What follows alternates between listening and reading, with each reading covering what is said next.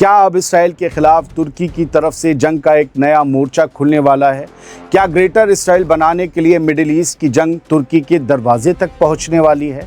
आखिर रजब Tayyip Erdogan ने Benjamin Netanyahu को ऐसा क्या कह दिया कि पूरे मिडिल ईस्ट में हलचल मच गई? मिडिल ईस्ट में इस वक्त जो माहौल बना हुआ है उसमें हर नया बयान बड़ी खबर बन रहा है। इसे डिटेल में समझिए। 10 जून की रात तुर्की के सदर रजब तैयब एर्दोगान ने जो कुछ कहा उसने सिर्फ खबर नहीं बनाई बल्कि पूरे इलाके में एक नई बहस छेड़ दी है। 11 जून की सुबह होते होते एर्दोगान का बयान हर तरफ चर्चा का मौजू बन चुका था। एर्दोगान ने इसराइल को एक खतरे से भरी आखिरी वार्निंग देते हुए नेतन्याहू से सीधे कहा है कि तुम्हारा वक्त करीब आ चुका है।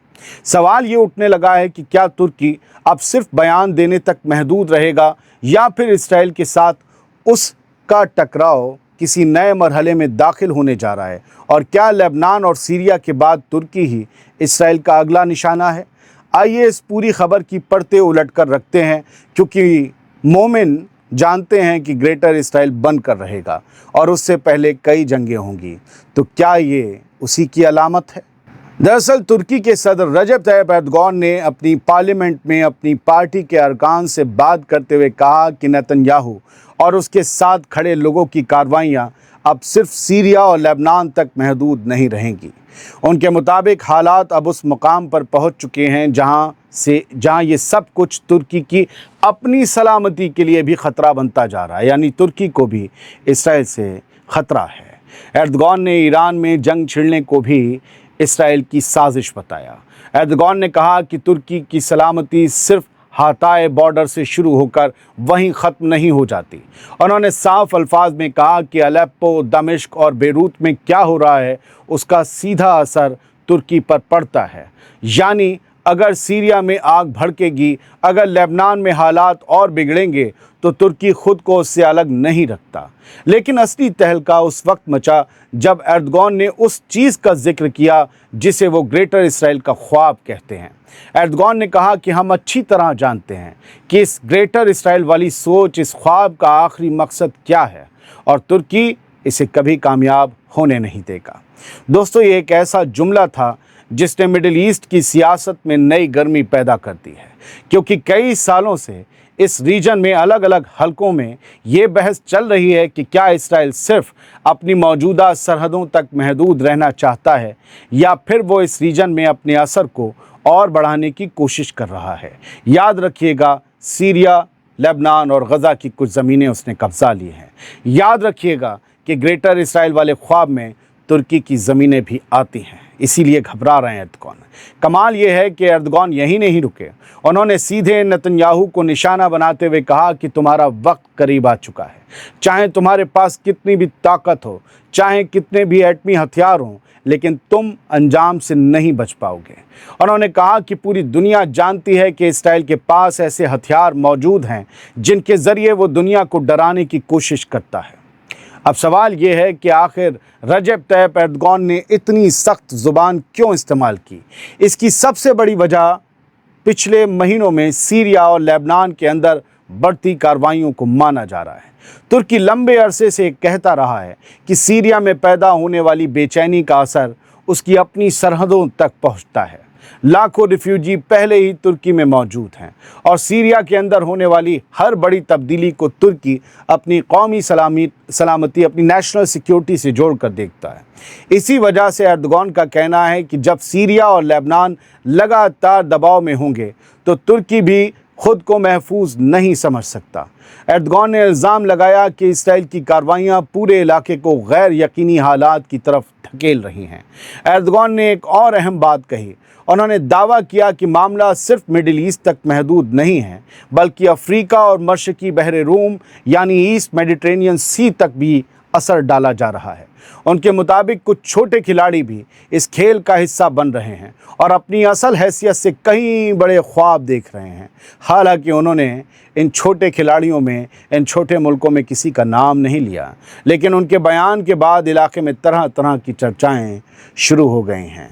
मशरकी बहरे रूम का जिक्र करते हुए एर्दोगान ने साफ धमकी दी कि अगर तुर्की या साइप्रस के तुर्कों के हुकूक को नुकसान पहुंचाने की कोशिश हुई तो जवाब बहुत साफ और बहुत सख्त होगा। एक मुल्क का तो नाम आया क्या, साइप्रस। उन्होंने कहा कि किसी को भी ऐसी मुहिम के पीछे नहीं भागना चाहिए जिसका नतीजा पूरे इलाके को भुगतना पड़े। ये तमाम बातें ऐसे वक्त कही गईं जब मिडिल ईस्ट पहले ही कई मोर्चों पर तनाव का सामना कर रहा है। गज़ा में हालात अभी भी पूरी तरह नॉर्मल नहीं हुए हैं। लेबनान के साथ तनाव बना हुआ है। सीरिया में अलग अलग ताकतों की मौजूदगी पहले से ही हालात को पेचीदा बनाए हुए है। दूसरी तरफ ईरान और इसराइल के बीच भी दोबारा जंग छिड़ने के आसार हैं। खुद वहाँ का डिफेंस मिनिस्टर कह रहा है कि हम तैयार हैं। ऐसे माहौल में तुर्की का इस अंदाज में सामने आना कई सवाल खड़े कर रहा है। क्या ये सिर्फ एक सियासी पैगाम है? क्या तुर्की दुनिया को ये बताना चाहता है कि अब वो खामोश तमाशाई नहीं रहेगा, या फिर तुर्की आने वाले दिनों में कोई ऐसा कदम उठाने की तैयारी कर रहा है जो पूरे इलाके की सियासत बदल सकता है? अपनी ज़मीन के लिए तो तुर्की कुछ ना कुछ करेगा। अपने बयान में एर्दोगान ने दुनिया की बड़ी ताकतों को भी आड़े हाथों लिया। उन्होंने कहा कि अगर दुनिया खामोश रहेगी तो हालात और बिगड़ेंगे। उनके मुताबिक कानून की पाबंदी सिर्फ कुछ मुल्कों की जिम्मेदारी नहीं बल्कि पूरी इंसानियत की जिम्मेदारी है।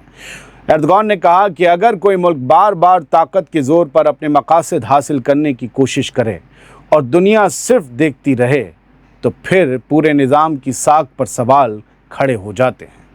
अब सबकी निगाहें इस बात पर हैं कि इसराइल इस बयान का क्या जवाब देता है, क्योंकि एर्दोगान ने सिर्फ एतराज़ नहीं जताया, सिर्फ नाराज़गी का इजहार नहीं किया, बल्कि एक तरह से ये पैगाम दिया है कि तुर्की अब इन हालात को अपनी सलामती से जोड़कर देख रहा है।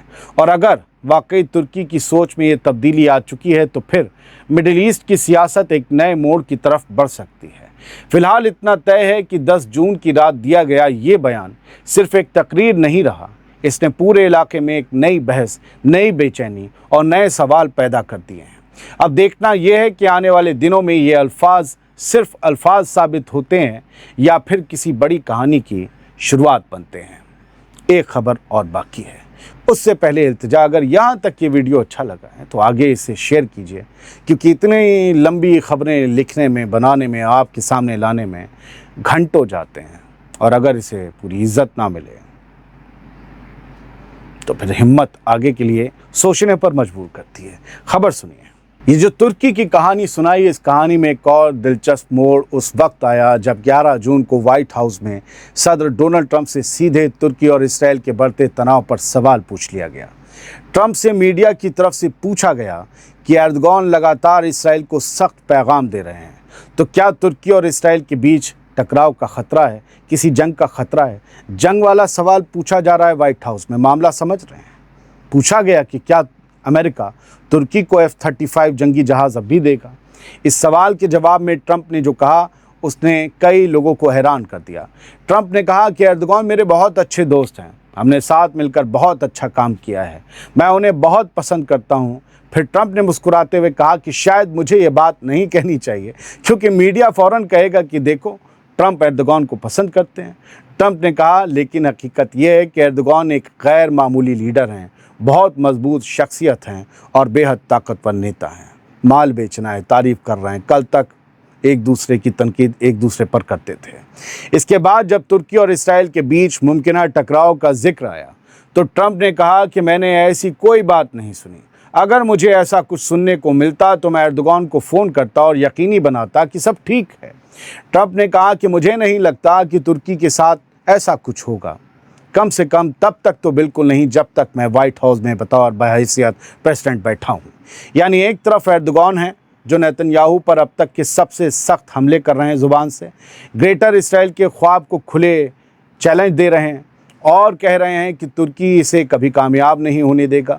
दूसरी तरफ अमेरिका के सदर डोनाल्ड ट्रंप हैं जो उन्हीं एर्दोगान को अपना अच्छा दोस्त, मजबूत लीडर और भरोसेमंद शख्स बता रहे हैं। अब सवाल ये है कि क्या ट्रंप का ये बयान इसराइल के लिए एक पैगाम है क्या? और क्या अमेरिका तुर्की और इसराइल के बीच किसी बड़े टकराव को रोकने की कोशिश कर रहा है, या फिर ट्रंप ये जताना चाहते हैं कि जब तक उनके और एर्दोगान के रिश्ते अच्छे हैं तब तक मिडिल ईस्ट में एक और बड़ा फ्रंट, एक नया मोर्चा खुलने की उम्मीद कम है। फिलहाल इतना तय है कि एर्दोगान की वार्निंग और ट्रंप की तरफ से एर्दोगान की खुलकर तारीफ, इन दोनों ने मिलकर 11 जून की सियासत को और भी दिलचस्प बना दिया है। اب निगाहें इस बात पर हैं कि आने वाले दिनों में इसराइल, तुर्की और अमेरिका के बीच ये नई कहानी किस तरफ जाती है। हम जा रहे हैं इजाज़त लेकर। सलामत रहिए, खुश रहिए।